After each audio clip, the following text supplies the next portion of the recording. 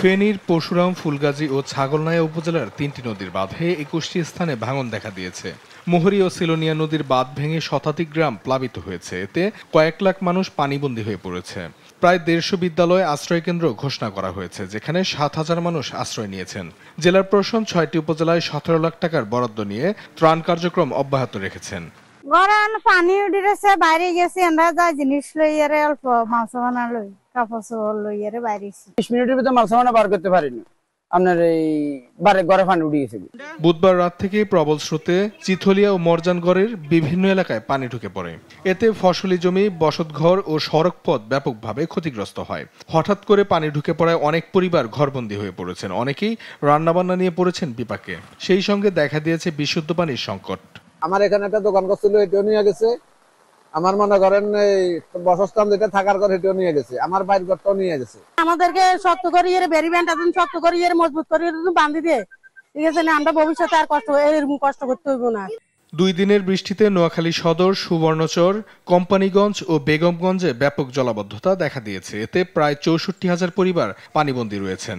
জনদুর্ভোগ চরমে পৌঁছেছে। শহরের সকল রাস্তায় পানি আর পানি, নামার কোনো জায়গা নেই। প্রচুর বৃষ্টি হওয়ার কারণে বাসা বাড়িতে পানি ঢুকেছে এবং জলাবদ্ধতার সৃষ্টি হয়েছে। বিভিন্ন পুকুর, রাস্তাঘাট এগুলো ডুবে গেছে পানিতে। কুমিল্লার গোমতী নদীর পানি বৃদ্ধি অব্যাহত থাকায় তীরবর্তী মানুষ চরম উদ্বিগ্ন। এরই মধ্যে তীরবর্তী এলাকা প্লাবিত হয়েছে।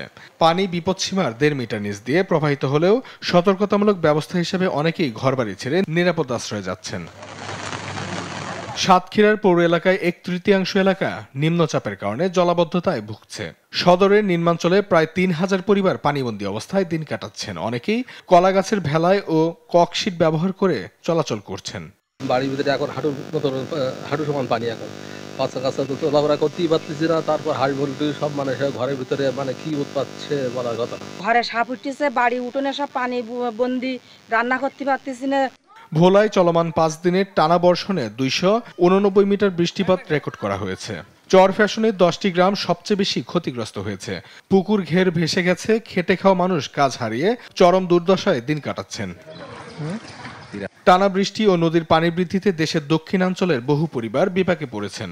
এমন পরিস্থিতিতে সরকারি সহায়তা বাড়ানোর দাবি ভুক্তভোগীদের। অঙ্কন চৌধুরী, নিউজ ডেস্ক, দেশ টিভি।